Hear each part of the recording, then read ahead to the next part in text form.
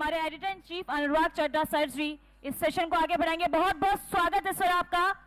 और news one India परिवार की ओर से हमारे editor in chief Shri Anurag Chadha जी और सीईओ श्री रवि कुमार जी, सांसद चंद्रशेखर आजाद जी का स्वागत और सम्मान इस मंच पर न्यूज़ वन इंडिया के महाकुंभ महामंथन में। कहते भी हैं कि राजनीति में जब आप आते हैं तो निश्चित रूप से अपने समाज की आप बात करते हैं, और जब आप सर्व समाज की बात करते हैं तो आप चंद्रशेखर आजाद बन जाते हैं। और जब चंद्रशेखर आजाद बन जाते हैं तो फिर आप अपनी आजाद जबान से ही वो आक्रामक तेवर दिखाते हैं जिसमें जनता के बीच में अपनी एक अलग पहचान बनाते हैं। उस पहचान आज यहाँ पर है। और उतने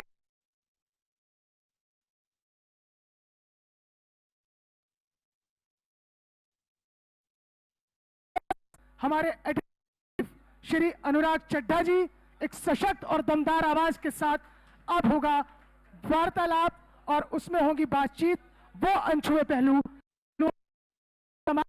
बढ़ेंगी। तो चलिए इस प्रोग्राम को आगे बढ़ाएंगे। Over to you sir. News one India के इस सेशन में आपका एक बार फिर से स्वागत है। सबसे पहले मैं चंद्रशेखर भाई का शुक्रिया अदा करना चाहूँगा कि सबसे पहले मैं चंद्रशेखर भाई का शुक्रिया अदा करना चाहूँगा। उन्होंने बहुत कीमती समय में से अपना समय निकाला हमारे लिए। और मुझे याद है कि जब हम इनको इनवाइट कर रहे थे तो उन्होंने कहा था कि यार मुझे इनवाइट मत करो, और जिस होटल में आप इनवाइट कर रहे हो उसके इतने लोग मेरे आएंगे कि उसके शीशे तक टूट सकते हैं। और वाकई जो आपके फॉलोअर्स की संख्या है यहाँ पर दिखाई दे रही है। और आपने कहा था कि अभी तो मैंने बताया नहीं है अपने लोगों को कि मैं यहाँ पर आ रहा हूँ। तो बहुत बहुत शुक्रिया चंद्रशेखर आजाद भाई। धन्यवाद अनुराग भाई, बहुत बहुत धन्यवाद। तो इंटरव्यू की शुरुआत करने से पहले मैं 2 लाइन चंद्रशेखर भाई के बारे में बोलना चाहूँगा।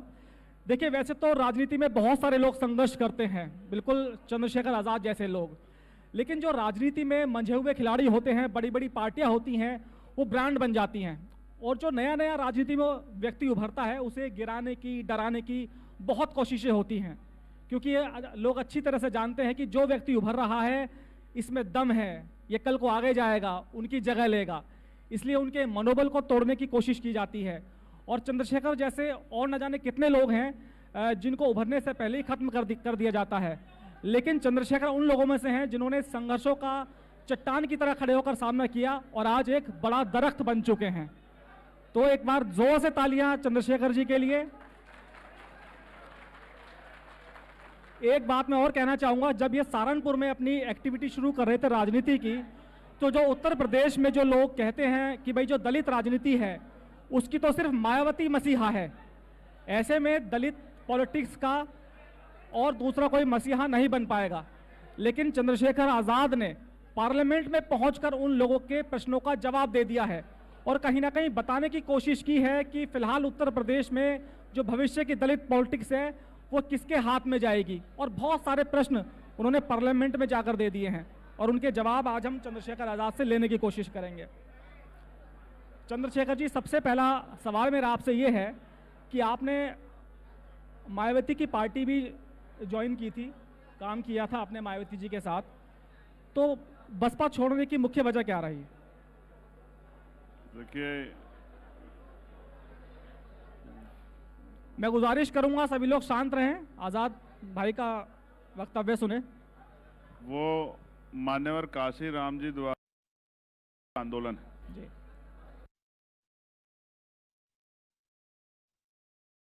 प्रयास था 2000 कि वो ही आंदोलन आगे बढ़े। जब हम बाबा साहब को और अपने नेता काशीराम जी को याद करते हैं, आपने अपनी आखिरी पार्टी आरपीआई बनाई थी, लेकिन आरपीआई में उनको उस तरह से संघर्ष करने का मौका नहीं मिला, क्योंकि जो उस समय जो आरपीआई के लेफ्टिनेंट थे, आरपीआई के जो लीडर थे, उन्होंने काशीराम साहब को नकार दिया। हमने बहुत प्रयास किए, लेकिन अब जो मान्यवर काशीराम साहब के मूवमेंट के हमारे बड़े नेता हैं, उन्होंने कहा कि हम आपके बिना कामयाब हो सकते हैं। तो फिर भीम आर्मी आज़ाद समाज पार्टी के नेताओं ने, हमारे परिवार ने तय किया कि जब हम सड़कों पे लड़ाई लड़ रहे हैं, जब हम जेल जाते हैं, मुसीबतें झेलते हैं, जब हम सर परेशानी का सामना करते हैं और हम समाज के लिए, लोग तनख्वाह पे काम करते हैं, सरकारी प्राइवेट, हम बिना तनख्वाह के काम करते हैं, तो इस काम को हम अपने हाथों में क्यों ना लें? क्योंकि इसके पीछे भी बाबा साहब अम्बेडकर की लाइन थी कि राजनीति में हिस्सेदारी ना करने का सबसे बड़ा दंड ये होगा कि योग्य लोग आपके ऊपर शासन करेंगे। आज प्रदेश और देश को आप देखोगे तो आपको लगेगा कि अगर योग्य लोग शासन कर रहे,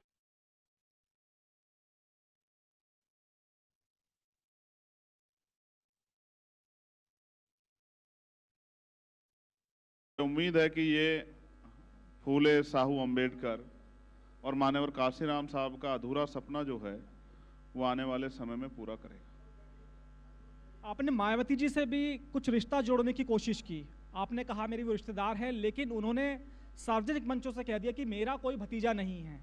तो क्या मायावती जी को लग गया था कि जो व्यक्ति एक दलित पॉलिटिक्स के रूप में उभर रहा है वो एक दिन दरख्त बन जाएगा, इसलिए उसे दरख्त बनने से पहले ही खत्म कर दो?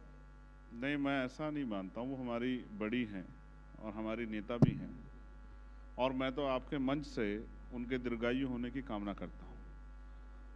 वो स्वस्थ रहें और उनका आशीर्वाद हम पे बना रहे। हम हिस्ट्री जब पढ़ते हैं, अभी पार्लियामेंट में भी चर्चा हुई, एकलव्य के किस्से पे चर्चा हुई। एकलव्य द्रोणाचार्य के पास गए कि मैं आपका शिष्य बनना चाहता हूँ, और द्रोणाचार्य जी ने कहा कि मैं तुम्हें शिष्य नहीं बनाना चाहता। तो एकलव्य ने अपना काम नहीं छोड़ा। एकलव्य ने द्रोणाचार्य जी की मूर्ति बना के उसके सामने ही अपनी तैयारी शुरू कर दी, और एक समय आया कि वो एक ऐसे धनुधर बने जिनका कोई तोड़ नहीं था। तो मैंने भी, उन्होंने भले ही मुझे नकार दिया, लेकिन मैंने हमेशा उनको अपनी बड़ी माना, और मैंने उन्हीं की मूर्ति अपने मन में लगा के, मान्यवर काशीराम साहब की मूर्ति अपने मन में लगा के, और जो काम, आप ये समझिए कि उन्होंने बहुत काम किया, हम नकार नहीं सकते। आज हम आगरा में बैठे हैं।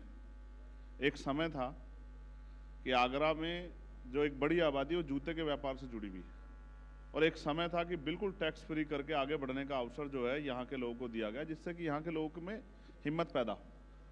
तो ऐसा नहीं है, उन्होंने बहुत काम किया, नकार नहीं सकते हम, लेकिन अभी बहुत काम बाकी है। जैसे आप ये समझिए कि समाज में 10% तबका बहुजन समाज में तैयार हो गया, लेकिन अभी 90% समाज हाशिए पे है, और मेरी और मेरे जैसे लाखों लोगों की जिम्मेदारी है कि वो अपना तन मन धन, अपना शरीर और अपना जीवन बलिदान करके अपने महापुरुष सीख लेके इस आंदोलन को कामयाब करें कि ये देश समतामूलक समाज बने, ये देश समता समानता बंधुत्व भाईचारे का देश बने, ये देश सम्राट अशोक और बुद्ध के सपनों का देश बने।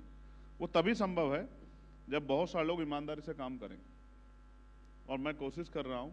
और मैं धन्यवाद दूंगा आगरा के अपने साथियों का और उत्तर प्रदेश और पूरे देश के साथियों का, जिनकी वजह से मैं हूँ। मैं तो एक छोटा सा सिपाही, जैसे आपके यहाँ भी जो कैमरे का काम कर रहे हैं वो दिखते थोड़ा ही है, लेकिन उनका भी योगदान है। ऐसे बहुत सारा हिस्सा है जिनका योगदान है, लेकिन दिखता वही जो दिखाया जाता। तो मैं तो इस मूवमेंट का एक जर्रा हूँ, सिपाही हूँ। हमारे लीडर्स यहाँ बैठे हैं, उन्हीं की संघर्ष की वजह से आज मैं मेंबर ऑफ पार्लियामेंट भी हूँ।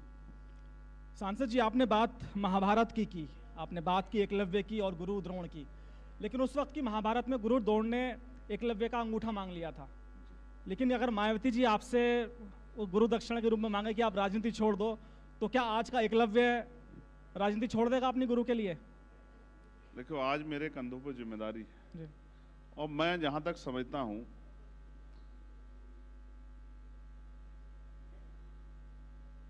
बहन जी समाज का भला चाहती। मुझे नहीं लगता कि वो मेरा अंगूठा मांगेंगे। हो सकता है क्योंकि समय बदल गया है। आने वाले समय में उनका हाथ, जरूरी नहीं कि हमेशा गुरु शिष्य का अंगूठा ही मांगे। हो सकता है गुरु शिष्य की परीक्षा ही ले रहा हो, तो एक समय आ जाए कि गुरु कहे कि चलो अब तुम आगे बढ़ो, मैं तुम्हारे सर पे अपना हाथ रखता हूं, तो अब आगे बढ़ो। तो सोचो अगर ऐसा हो गया तो फिर भारत की राजनीति में क्या होगा। तो फिर आप समझो कि ऐसा होगा। मैं आज चैलेंज करके कह रहा हूं आपसे, और मैं बहुत हल्की बातें नहीं करता हूं, मैं आज चैलेंज करके कह रहा हूं, जिस दिन उन्होंने, मैंने हमेशा प्रयास किया, जिस दिन उन्होंने सिर्फ ये कह दिया कि मेरा खून है, मेरी औलाद है, इसके साथ खड़े हो जाओ, तो इस देश में कमजोर वर्गों की बच्चों की तरफ उनके अधिकारों की तरफ कुछ आंख नहीं उठा के देख पाएगा। मेरी बात को आप याद रखें। लेकिन आजाद भाई आपने बहुत अच्छी बात कही,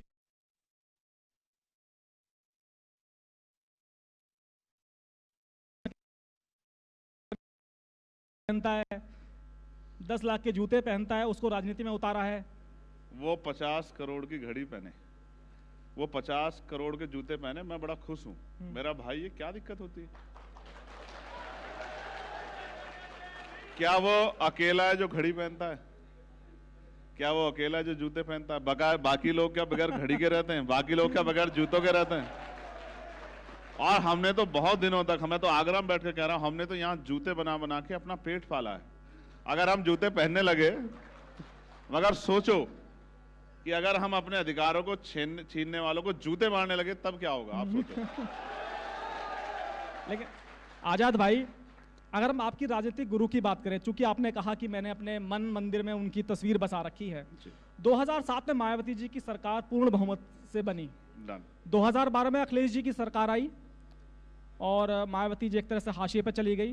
2014 का चुनाव जी, जहां बसपा शून्य पर रही, उसके बाद 2022 की अगर मैं बात करूं तो मात्र एक एमएलए, अगर मैं गलत नहीं हूं तो वापस चलो 2019 की भी बात कर। 19 की बात मैं इसलिए नहीं करूंगा क्योंकि 19 में एक कॉकटेल गठबंधन था। चलो 17 जो की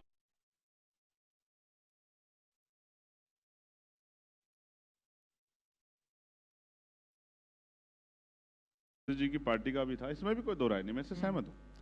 2014 में 0, 22 में 1।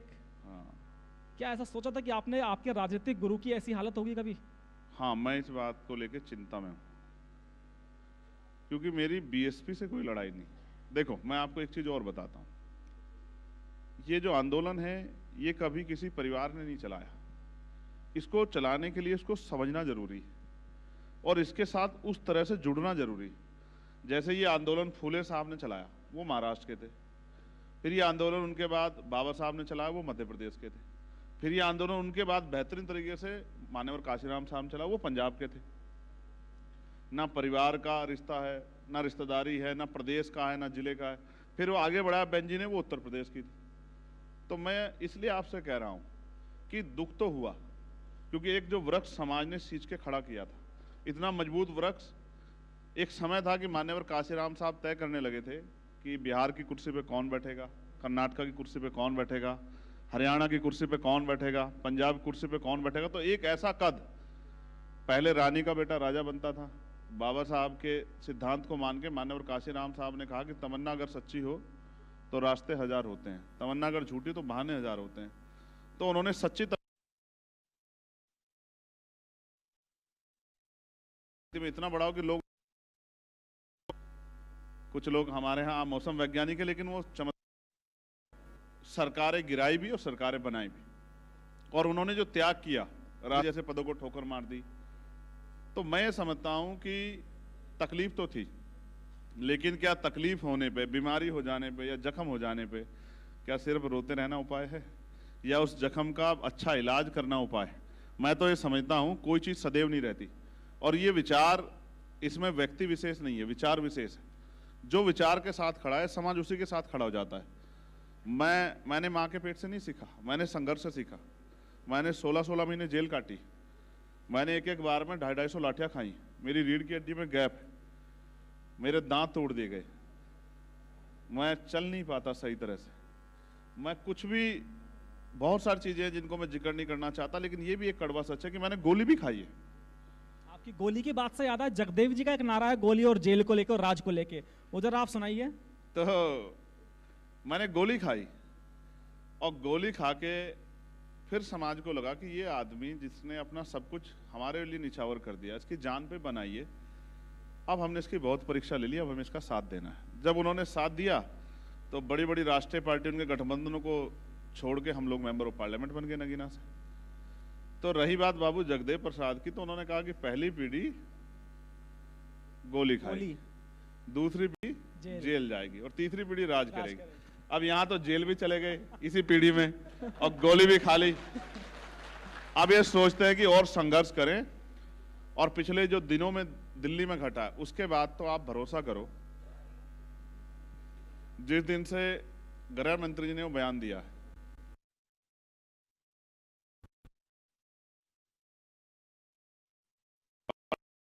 आता हूं जैसे बहुत कुछ छिन गया हो।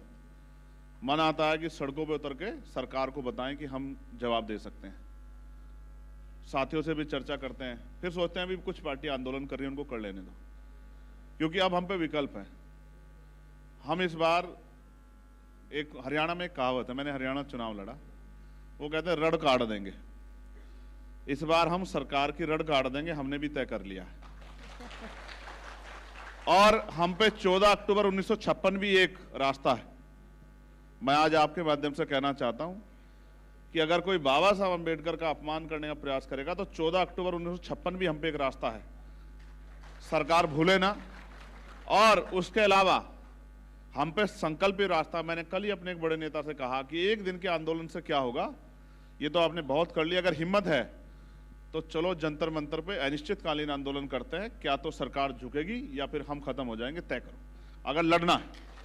क्योंकि हम रोज लड़ रहे हैं, कभी लड़ते हैं रेप हो गया, कभी हत्या हो गई, कभी घोड़ी रोक दी, कभी किसी चीज पे थक गए। परमानेंट सोल्यूशन ढूंढ रहे, जैसे बाबा साहब ने कहा political power is the master की, ये भी एक सोल्यूशन है। इसकी तरफ भी मेरा लोगों को आगे बढ़ाने का ध्यान है कि भाई पॉलिटिकल पावर हासिल कर लो तो कोई भी आपको ना लाठी मार पाएगा, ना आपका अपमान कर पाएगा, ना आपके अधिकार छीन पाएगा, बल्कि आपकी कलम में ताकत होगी, जिसे चाहे रोजगार दे देना और जिसे चाहे पैरों पे खड़ा कर देना, जिसकी चाहे जिंदगी बदल देना। मैं गांव में जाता हूं, सड़कें नहीं, पीने के पानी की व्यवस्था नहीं है। प्रधानमंत्री की योजना जल नल योजना अच्छी योजना है, लेकिन अभी तक पटरी नहीं चढ़ी है, गांव खुदे पड़े। तो ये भी एक रास्ता है जो मैंने आपको कहा कि सत्ता में आके भी हम लोग इस काम को कर सकते हैं। लेकिन मैंने उनसे कहा कि एक संकल्प मेरे साथ कर लो कि अगले 2.5 साल घर नहीं जाएंगे, दिन रात मेहनत करेंगे और 2027 में पहली इनके ताबूत में, भाजपा के ताबूत में पहली कील उत्तर प्रदेश से ठोकने का काम करेंगे, उत्तर प्रदेश में राजकाज लाने का काम करेंगे। सांसद जी, 2024 के चुनाव का जो नतीजा आया जी, उसमें संविधान ने बड़ी भूमिका निभाई। जितने भी जिसमें पॉलिटिकल लोगों ने जितनी चर्चाएं की, जितना मंथन किया, उसमें लगा कि अगर संविधान की बात अगर लोगों तक नैरेटिव नहीं बनाते तो कहीं ना कहीं भारतीय जनता पार्टी का उत्तर प्रदेश में हाल नहीं होता। अब आपने बाबा साहेब का जो अपमान है उसको पुरजोर तरीके से उठाया। अमित शाह जी को एक तरह से आपने धमकाया भी है कि समाज ये अपमान भूलेगा नहीं, आप देखते रहिए आगे क्या होगा। तो क्या है मंशा सांसद चंद्रशेखर की? देखो, हमें हमारे गुरुओं ने सिखाया कि बोलने से गुस्सा निकल जाता है, तो दिल में रखो और समय आने पे जवाब दो।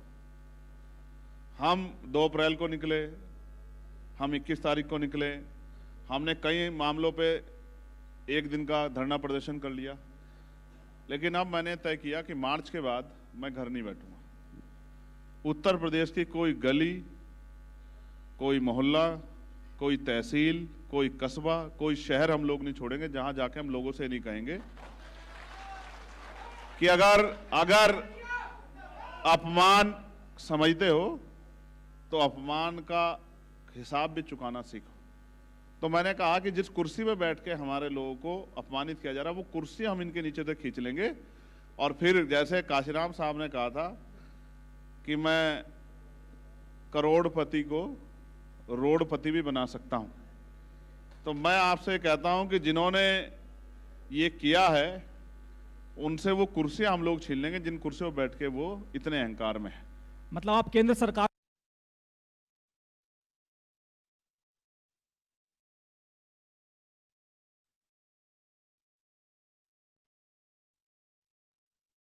समझो मेरी बात को, मैं भूलने नहीं दूंगा। हमारे लोग भूल जाते हैं, ये भावनात्मक लोग हैं, ये भूल जाते हैं, इनको भूलने नहीं देना है। जिस दिन इन्होंने भूलना बंद कर दिया ना, मैं आपको लिख के देता हूं, इन पे जुल्म होना बंद हो जाएगा। हमारे एक बड़े नेता 90 साल के मुझे मिले, अभी बीकानपुर में एक घटना हुई थी उसमें, तो उन्होंने मुझसे कहा कि याद रखो जिस दिन आप करो मरो पे उतर आए उस दिन आपकी हत्या होनी बंद हो जाएगी। और मैंने उस बात को बहुत सोचा, जाके मैं वकील हूं, हर चीज को तर्क की कसौटी पे ले जाता हूं, तो मैंने सोचा उन्होंने क्यों कहा।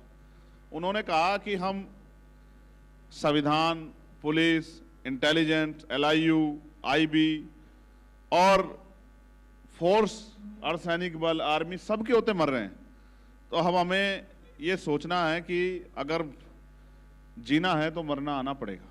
और जिस दिन मैं फिर कहता हूं अपने लोगों को, एक बार जीने की ठान लो और जीना भी वो सम्मान का, चंद्रशेखर जी, मैं केवल इसीलिए कह रहा था कि जो हमारे लोगों की मेमोरी होती है बहुत शॉर्ट टर्म मेमोरी होती है। जैसे कोरोना आया, कोरोना में लाखों लोगों की जान गई, उसके बाद लगा कि जब भी चुनाव होगा बीजेपी बहुत बुरी तरह से चुनाव हारेगी।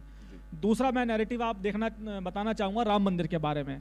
जब राम मंदिर बना यहाँ पर, उसका उद्घाटन प्रधानमंत्री जी ने किया, तो एक लहर चल गई कि भाई अब तो बीजेपी ने राम मंदिर का नैरेटिव सेट कर दिया है और यहाँ पर बीजेपी सुनामी ला देगी राजनीति में, लेकिन ऐसा हुआ नहीं। तो लोगों के बीच में जो मुद्दा है ये लंबे समय तक कैसे जिंदा रखेंगे, क्योंकि मुद्दे आते हैं चले जाते हैं।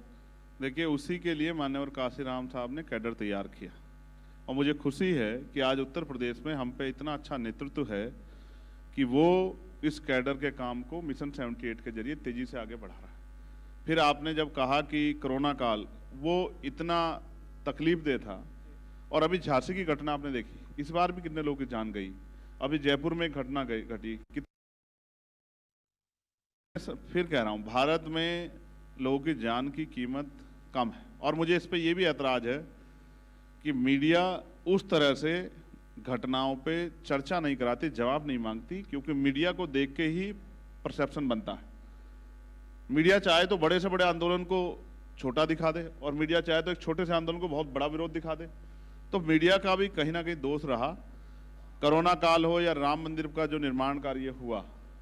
मगर जनता के जो मुद्दे हैं वो भी आज लोगों को समझना पड़ेगा। ये 21वीं सदी है, लोगों के पास सोशल मीडिया है, लोगों के पास फोन है, लोगों के पास तंत्र, लोग देखते हैं कि भाई ये सरकार जो कर रही है ये वास्तविकता में अच्छा काम कर रही है, ये सिर्फ दिखावा कर रही है।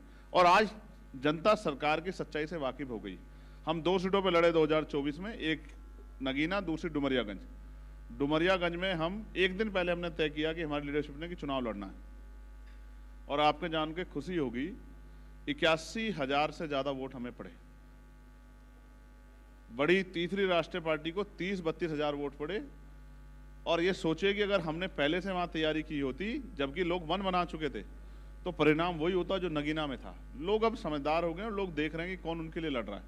होमगार्ड का मामला हो, पुलिस का मामला हो रिफॉर्म का, या आशा आंगनबाड़ी का मामला हो, चाहे ग्राम चौकीदार का मामला हो, भोजन माता का मामला हो, कोई ऐसा व्यक्ति नहीं जिसकी आवाज हमने पार्लियामेंट में नहीं उठाई। सबके लिए हम लोग पार्लियामेंट में हमने आवाज उठाई, मंत्री जाके मिले, उनसे कहा, आग्रह किया कि साहब आप सरकार में हो तो करो ना। आपके अभी सरकार के मंत्री आए थे, उनसे भी मैं 3 दिन पहले मिला। मैंने उनसे कहा मैं नगीना क्षेत्र से जीत के आया हूं, उनको वहाँ की जनता का मेरे ऊपर कर्ज है। वहाँ महिलाओं को आज भी घर चलाने के लिए भट्टों पे काम करना पड़ता है, कोलू पे काम करना पड़ता है, उनको खेतों में काम करना पड़ता है, उनको दिहाड़ी मजदूरी करनी पड़ती है, 100-120 ईंटें सर पे उठा के ऊपर चढ़ना पड़ता है। आप वहाँ MSME के जरिए रोजगार की व्यवस्था कराओ। उन्होंने हालांकि मुझसे कहा कि आप आओ मेरे साथ बैठो, हम लोग चर्चा करेंगे किस तरह वहाँ की महिलाओं को रोजगार मिले, वहाँ के नौजवानों को रोजगार मिले। इसके लिए मैं जो हमारे मिनिस्टर हैं MOS, उनके पास गया, उनसे मैंने कहा कि वहाँ के नौजवान को रोजगार कैसे मिले।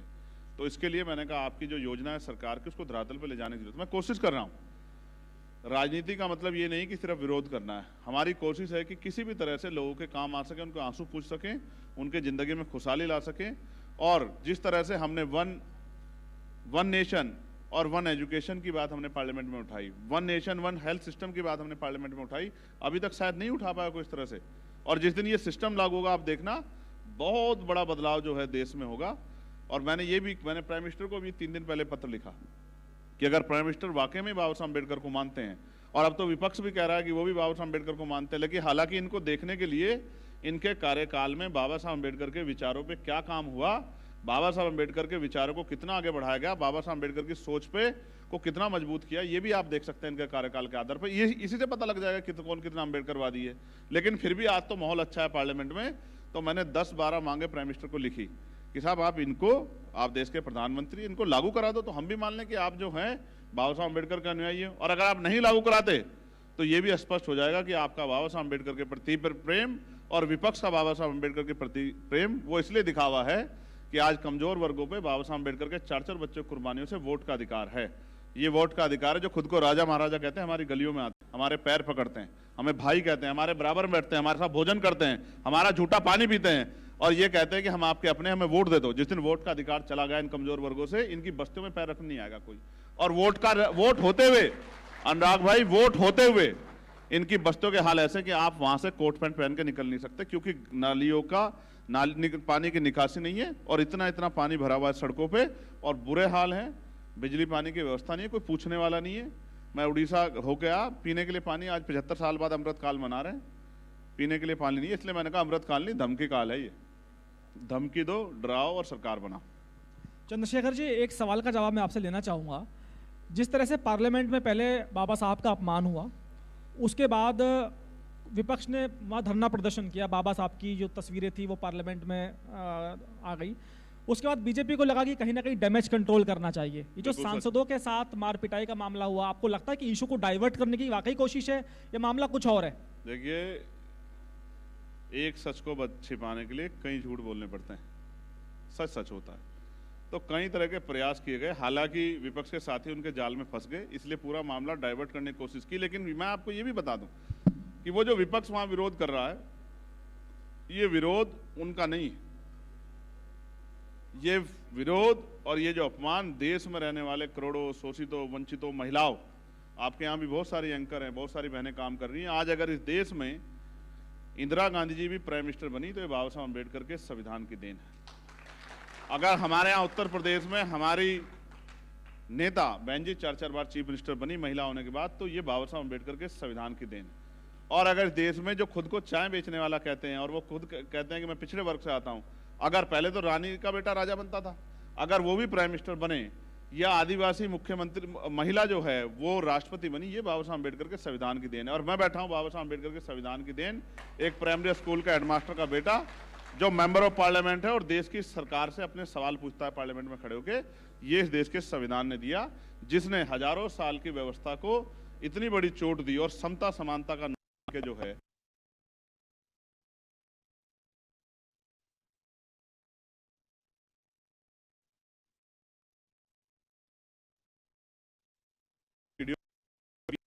इस पीढ़ी बिना काम करे अच्छे जीवन बिता सकती है। और एक तरफ वो लोग जिनके बच्चे रात को पेट पे हाथ फेर के सो जाते हैं और उनके माँ बाप जो है भोजन की जगह कोई बात उनको सुना देता कि कल आपका अच्छा दिन आएगा। इस तरह की व्यवस्था भी आज भारत में है। चंद्रशेखर जी, एक सवाल फिर दोबारा से मैं मायावती जी से रिलेटेड आपसे पूछना चाहूंगा।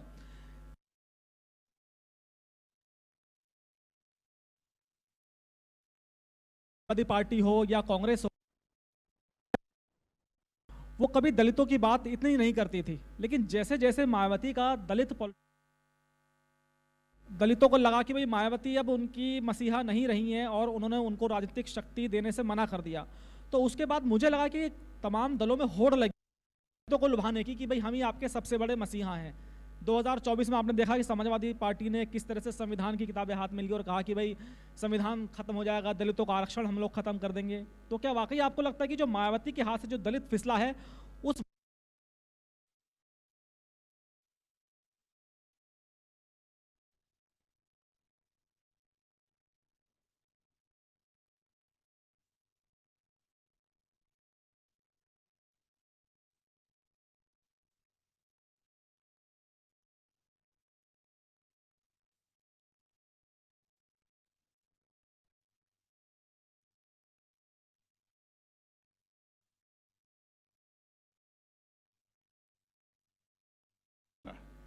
और एक मजबूत आंदोलन भीम आर्मी के रूप में 2014 से शुरू हुआ।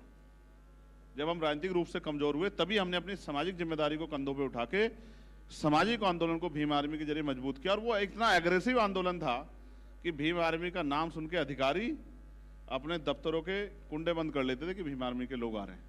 उस आंदोलन में शक्ति थी, उस आंदोलन में गूंज थी, उस आंदोलन में विचार था, उस आंदोलन में जुनून था। उस आंदोलन की शक्ति से सभी दलों को लगा कि अगर ये आंदोलन तेजी से आगे बढ़ता रहा तो फिर ये समाज इधर से हटके इस लीडरशिप में चला जाएगा। तो उसको कोशिश की जा रही है। लेकिन वो समाज समझदार समाज है, वो जानता है कि समय समय पे किसी ने कमी नहीं छोड़ी जख्म देने में, चाहे वो जो आज सत्ता में इनसे पहले सत्ता वाले रहे हो और चाहे उत्तर प्रदेश में जो आज सत्ता में इनसे पहले वाले सत्ता वाले रहे हो। सब ने समय समय पे जब मौका मिला ऐसा इलाज किया कि हमारे आंदोलन ने इनको 10 कदम आगे बढ़ाया, उन्होंने इनको 20 कदम पीछे धकेलने का काम किया।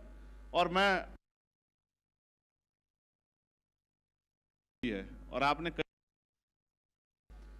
तो मैं इस मंच के माध्यम से कहना चाहता हूं, जुल्म नहीं हो रहा है। आज मुसलमानों पे, आज जैनों पे, ईसाई, बौद्धों पे, आज पिछड़ों पे जो जुल्म हो रहा है वो भी किससे छिपा हुआ नहीं है। और जुल्म की शकल ये नहीं कि उनकी हत्या कर दी गई, जुल्म की शकल ये है कि उनके कारोबार खत्म किए जा रहे हैं, जुल्म की शकल ये है कि आरक्षण खत्म किया जा रहा है, जुल्म की शकल ये है कि उनकी हिस्सेदारी खत्म की जा रही है, जुल्म की शकल ये है कि उनकी लीडरशिप खत्म की जा रही है, और जुल्म की शकल ये है जो हम संभल में देख रहे हैं कि किस तरह जो है नंगा नाच जो है संभल में किया गया, और किस तरह से जो है जो इनके सियासी नेता थे उनको पकड़ पकड़ के जेल में बंद किया गया। और अजमेर हो या कोई और प्रयास हो, ये सब भी इस बात का उदाहरण है। और मैं आपके मंच के माध्यम से आज कह रहा हूं, मैं चंद्रशेखर आजाद आज आपके मंच के माध्यम से कहता हूं कि आप अंबेडकरवादी जो सबको साथ लेकर चलना चाहता है, लेकिन अगर किसी भी समाज को डराने काम किया जाएगा, चाहे वो हमारे जैन भाई हो, चाहे सिख भाई हो, चाहे बौद्ध भाई हो, चाहे ईसाई भाई हो, और चाहे हमारा बड़ा परिवार मुस्लिम परिवार के लोग हों, हम ईंट से ईंट सरकार की बजा देंगे अगर इनको अपमानित करने का काम किया जाए। यानी कि अब दलित पॉलिटिक्स के अलावा आप सब समाज की पॉलिटिक्स करेंगे। अब हम हर उस व्यक्ति का हाथ पकड़ेंगे जो शोषित है, जो पीड़ित है, जिस पर जुल्म हो रहा है।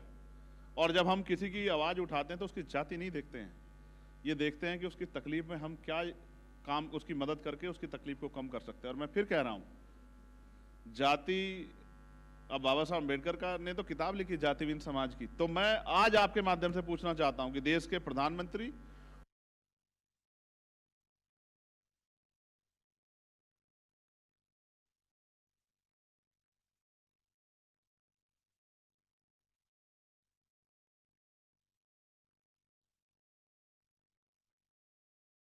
कि इस देश से जातियां खत्म कर दिया समर्थन करती हैं, तो आप समझ लेना, मैं अपने समाज को भी कहना चाहता हूं, बहुजन समाज को, तो आप समझ लेना कि वो आपकी हितैषी हैं। और अगर वो कहें कि जाति व्यवस्था बना के रखेंगे, आपको पीटेंगे, आप पे जुल्म भी करेंगे, आपके अधिकार भी छीनेंगे और बाबा साहब का पोस्टर भी लहराएंगे, तो आप ये भी समझ लेना कि उनका अपना स्वार्थ है। चंद्रशेखर जी, जहां तक मायावती जी की बात है, तो दलित समाज की वो हीरो थी जब वो उत्तर प्रदेश की मुख्यमंत्री जब बनी, तो दलितों का सम्मान ऊंचा हुआ और उनको लगा कि उनका अपना कोई है। और मैंने कई बार उनकी कवरेज की, मैं उनके खुद, जैसे आप उनके फ़ैन हैं, आप उनको अपना गुरु मानते हैं, मैंने भी उनकी कार्य करने की क्षमता देखी। एक बार सुबह की बात है कि मैंने रात में एक खबर चलाई थी, मैं एक नेशनल चैनल में काम करता था, कि एक शादी थी, शादी में कुछ बदमाश कन्यादान का लिफाफा लूटकर फरार हो गए। और न्यूज़ चैनल में बहुत छोटी सी पट्टी चली, लेकिन उस जिले के एसएसपी को सुबह मायावती जी ने उठा लिया कि भाई ये तेरे क्षेत्र में घटना कैसे हुई, और उस एसएसपी को पता नहीं था कि ये कन्यादान का लिफाफा भी छीना है। तो ये मायावती के काम करने का वाकई तरीका भी था।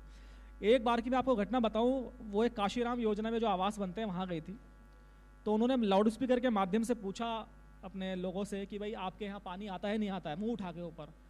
तो चौथी मंजिल वाले लोगों ने कहा आप पानी आता है, तो मायावती जी ने कहा अधिकारियों से मत डरो, अगर नहीं आता तो बताओ, ये अधिकारी ऊपर पानी भर के लाएंगे बाल्टियों में। तो ये मायावती का एग्रेशन था और लोग उससे बहुत खुश होते थे। ये जो महापुरुषों ने हमें संघर्ष करके, आप देखें ना बाबा साहब का संघर्ष, अपने 4 बच्चे कुर्बान कर दिए, सुख सुविधाएं छोड़ दी। मान्यवर काशीराम साहब ने अपनी पूरी जिंदगी अपने परिवार को भी नहीं देखा, पिता की डेथ हुई नहीं गए, बहन की शादी हुई नहीं गए। तो ये तो हमने अपने बहन जी ने भी, बहन जी आज भी हमारी हीरो, हमने ये उन्हीं से सीखा। और मैं कहता हूँ ये तो आपने पुरानी पिक्चर देखी, अब जब मौका मिलेगा तो अब नई पिक्चर देखना। अब मैं आपसे बस उसी पॉइंट, मैं चंद्रशेखर भाई उसी पॉइंट पर आ रहा हूँ, नई पिक्चर क्या होगी मैं वही जानने की कोशिश कर रहा हूँ, क्योंकि आप वो नेता हैं, आप जनता के बीच में जाते हैं, अपने समाज के लोगों के बीच में जाते हैं, और जिस जाति के लोगों पर जुल्म होता है उनके बीच में जाते हैं। तो इसीलिए आपके फॉलोवर्स की संख्या लगातार बढ़ रही है, और इसी का नतीजा है कि आज आप देश की पार्लियामेंट में पहुंचे हैं, जहां पर लोग आपको पहुंचने नहीं देना चाहते थे।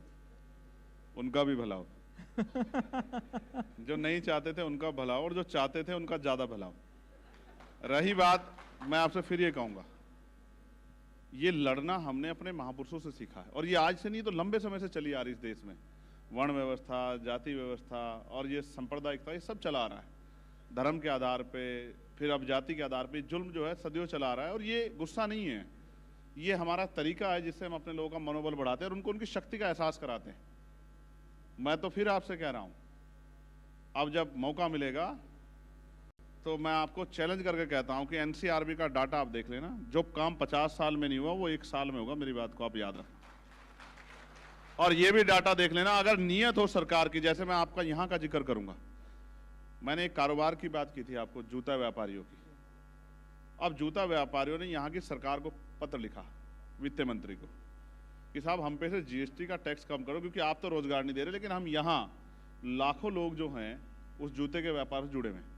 एक जूता बनता है जो मशीन से बनता है, मशीन मैन्युफैक्चरिंग होता है, एक जो हाथ से बनता है, जो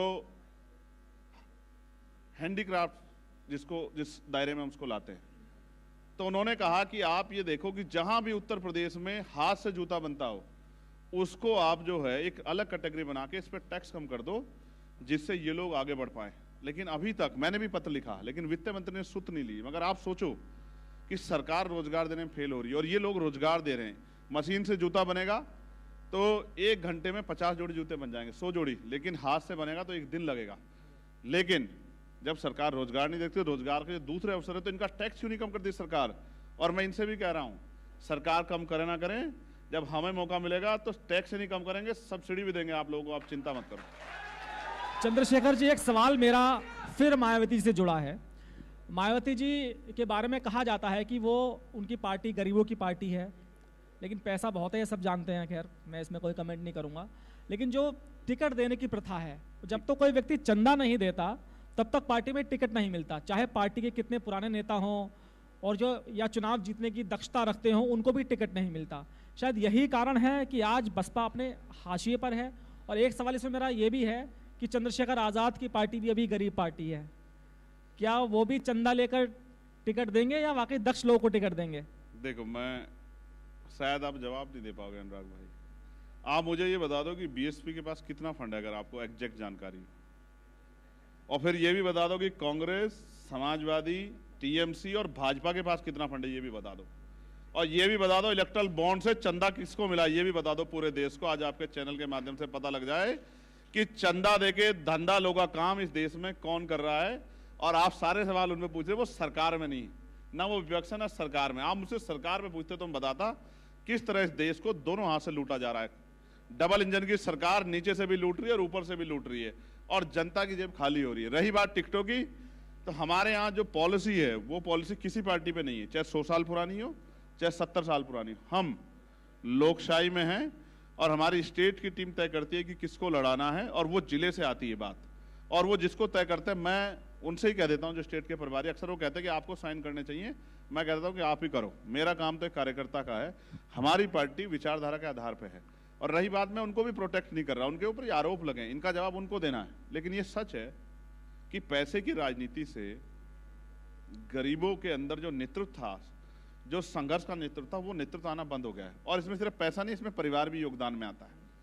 आज कोई लीडरशिप उठा के देख लो किसी पार्टी की, सब कहते हैं कि हम परिवारवाद के खिलाफ हैं, लेकिन सबके यहाँ बराबर है।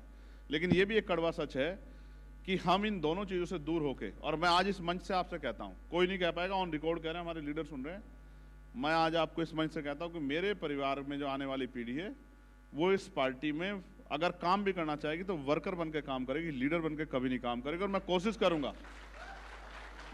करूंगा कि वो किसी और प्रोफेशन में जिसमें उनका दिल हो उसमें जाके काम करें। क्योंकि अगर मेरे बाद कोई आंदोलन को चला पाएगा तो वो चला पाएगा जिसने मेरी तरह जुल्म सहा होगा या जिसमें लड़ने की शक्ति होगी।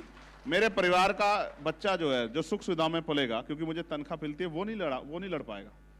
क्योंकि लड़ने के लिए फिर फौलाद का जिगरा चाहिए होता है। गोली खाना कोई आसान काम नहीं, गोली की आवाज से लोग भाग जाते हैं। मैंने बहुत कुछ देखा है जिंदगी में।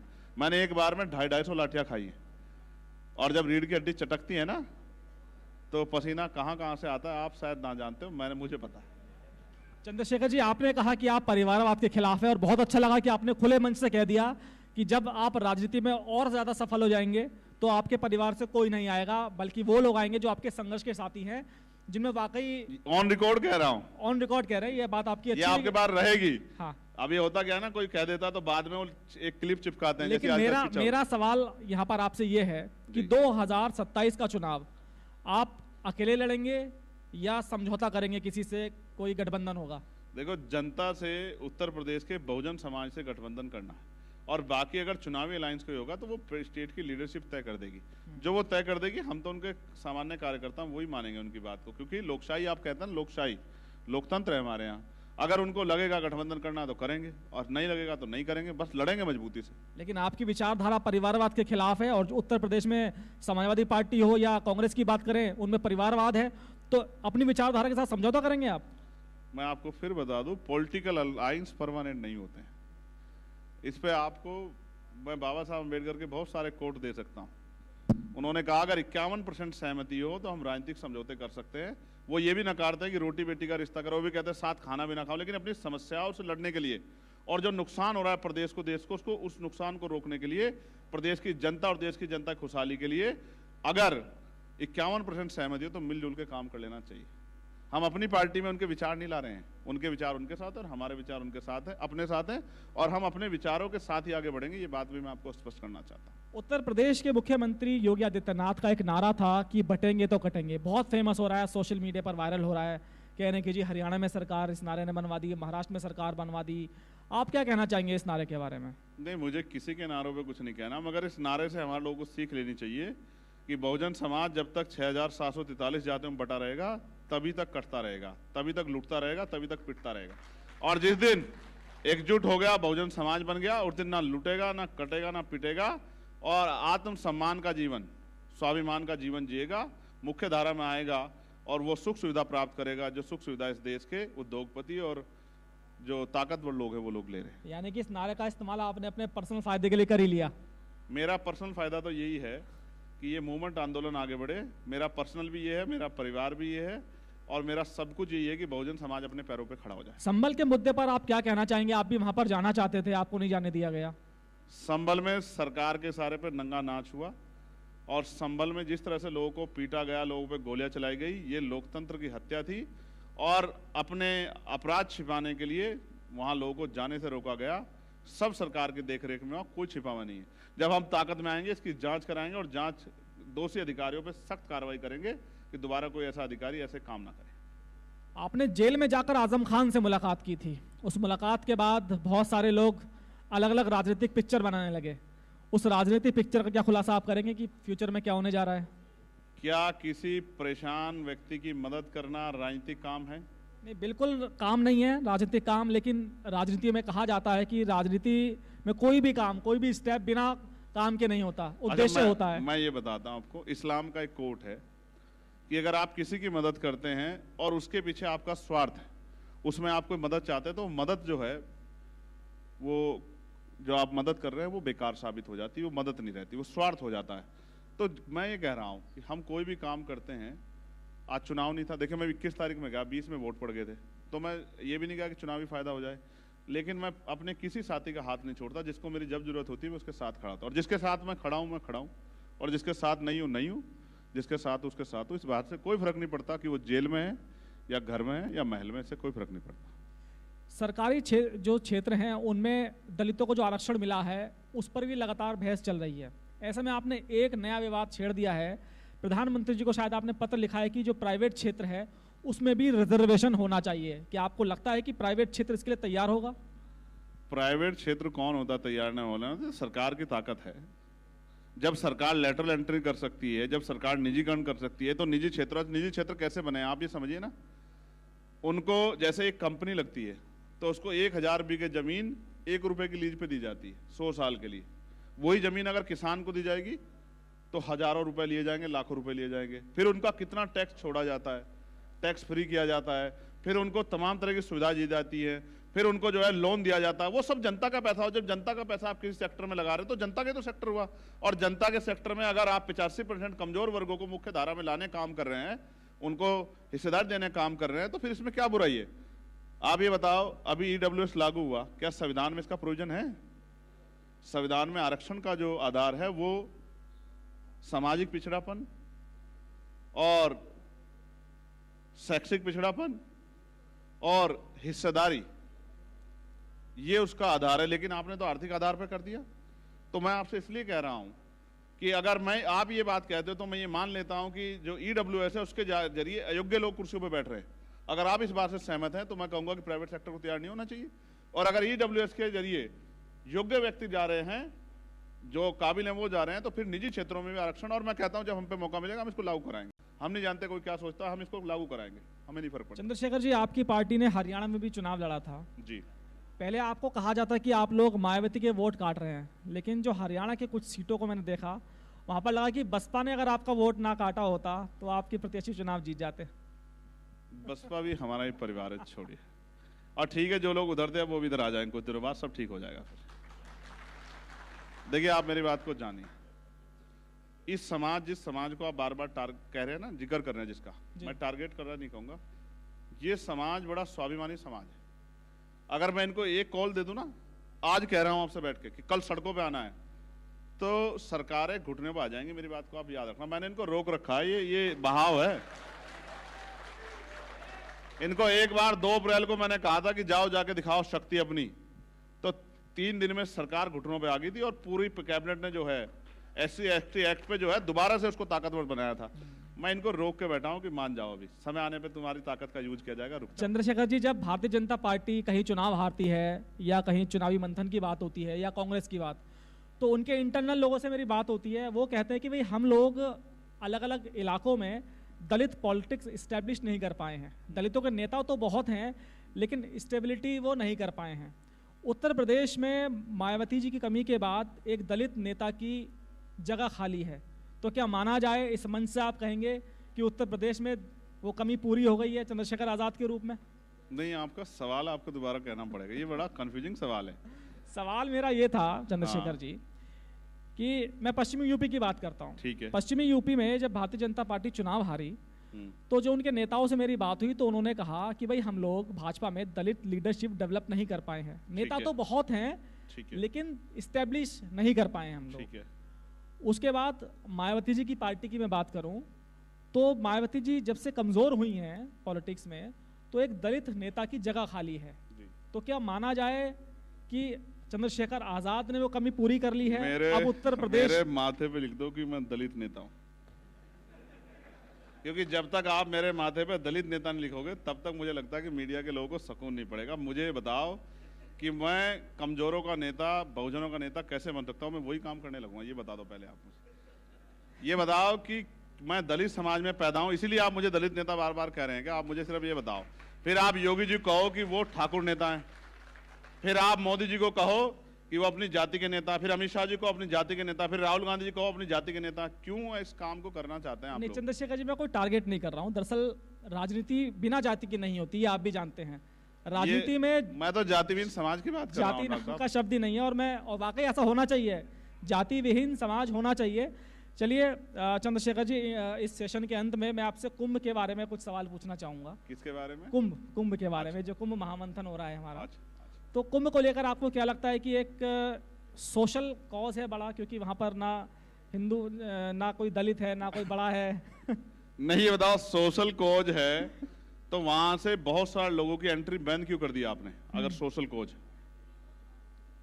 अगर वो सोशल कॉज है तो आपने ये जो सरकारी पैसा आप वहां लगा रहे हैं, आपने इतने लोगों की एंट्री क्यों बंद की है? फिर सबकी एंट्री होनी चाहिए कि वहां व्यापार कौन करेगा, वहां दुकान कौन लगाएगा, आपने बंद किया है ना। तो ये सोशल कॉज नहीं है, ये सरकारी कॉज है। और मेरा बस चलता, मैं ये सारा पैसा शेड्यूल कास्ट, बैकवर्ड के बच्चों की फीस में, उनके स्कॉलरशिप में लगा देता कि उनके बच्चे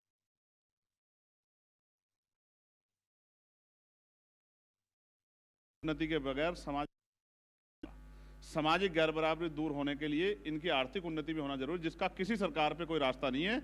हम लोगों पे इसका आर्थिक उन्नति का रास्ता है और हम लोग आर्थिक उन्नति करेंगे, इनको मुख्य धारा में लेके आएंगे और तब आप देखना समाज में बदलाव होगा। तब वो होगा जो बाबा साहब अम्बेडकर चाहते थे, वो नहीं नारा लगाने से नहीं बनेगी बात। चलिए चंद्रशेखर जी, बहुत बहुत शुक्रिया आपका, आपने अपनी राय बहुत बेबाकी से रखी और आपकी बातों को सुनकर मुझे लगा, पहले तो आप मायावती जी के बारे में काफ़ी बोलते थे, लेकिन मुझे लगता है कि इन दिनों रिश्ते बहुत अच्छे हुए हैं और 2027 में मुझे लगता है कुछ वाकई बड़ा होने वाला है। बहुत बहुत शुक्रिया चंद्रशेखर भाई। धन्यवाद धन्यवाद धन्यवाद धन्यवाद, बहुत बहुत धन्यवाद। अभी सांसद जी एक अभी रुकेंगे, एक मिनट अभी समय, एक मिनट अभी समय है। चंद्रशेखर जी एक मिनट अभी समय है भैया, सम्मानित होंगे अभी, एक मिनट। चंद्रशेखर जी, क्योंकि बहुत शुक्रिया, आपका आभार, आपने अपना कीमती समय हमें दिया और आप युवाओं को बहुत प्रेरित कर रहे हैं। युवा आपकी तरफ बहुत आकर्षित होता है और इसलिए कहा भी जाता है कि संघर्षों के साये में बदलाव की अग्नि जलती है, उस और जमाना चलता है जिस और जवानी चलती है। बहुत बहुत आपका मैं इसको थोड़ा सा इसको कंप्लीट कर देता हूं। हाँ प्लीज, जरूर। कि संघर्षों के साये में घनघोर जवानी पलती है और इतिहास उधर झुक जाता है जिस ओर जवानी चलती है। बहुत बहुत और एक मिनट। हाँ, मैं एक चीज बोलूंगा, एक चीज।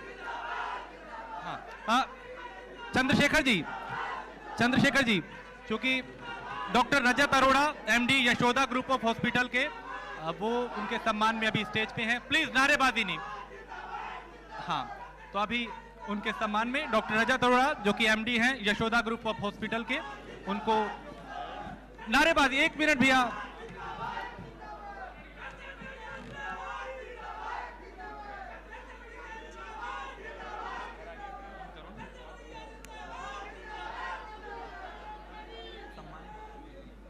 चलिए, तो लगातार ये सम्मानित करने का सिलसिला भी जारी है और बहुत बहुत शुक्रिया चंद्रशेखर आजाद ख्याल वाले चंद्रशेखर आजाद। चलिए